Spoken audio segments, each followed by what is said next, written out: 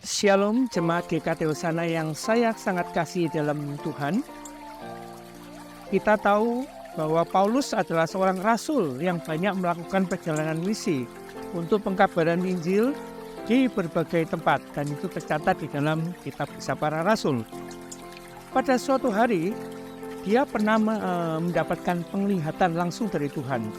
Dijerat di Kisah Para Rasul 16 ayat 8-10, setelah melintasi Misia, mereka sampai di Troas. Pada malam harinya tampaklah oleh Paulus suatu penglihatan. Ada seorang Makedonia berdiri di situ dan berseru kepadanya. Katanya, "Menyeberanglah kemari dan tolonglah kami." Setelah Paulus melihat penglihatan itu, segeralah kami mencari kesempatan untuk berangkat ke Makedonia. Karena dari penglihatan itu kami menarik kesimpulan bahwa Allah telah memanggil kami untuk memberitakan Injil kepada orang-orang di sana. Kadang-kadang Tuhan menggunakan intervensinya untuk menyatakan kehendaknya. Salah satunya adalah melalui penglihatan. Dengan penglihatan yang dilihatnya, Paulus yakin bahwa Tuhan menghendakinya untuk pergi ke Makedonia untuk memberitakan Injil.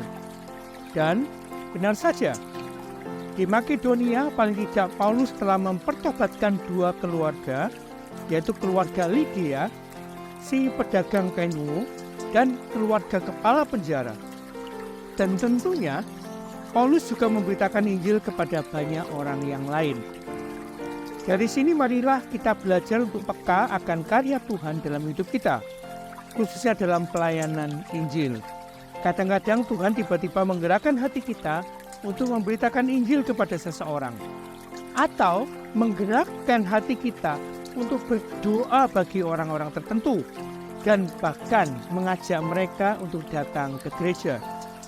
Setelah itu, yang perlu kita lakukan hanyalah taat, karena ketaatan dalam membawa terang Kristus kepada orang lain adalah merupakan tanggung jawab kita sebagai pengikut Kristus.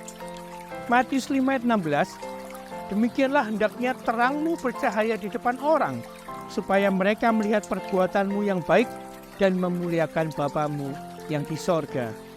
Seperti yang terjadi dalam hidup Charles Gabriel, dia dipakai Tuhan untuk menulis lagu-lagu rohani, dan sebagian lagunya dipakai Tuhan untuk memberitakan Injil bersama salah seorang penginjil besar di Amerika yang bernama Billy Sunday.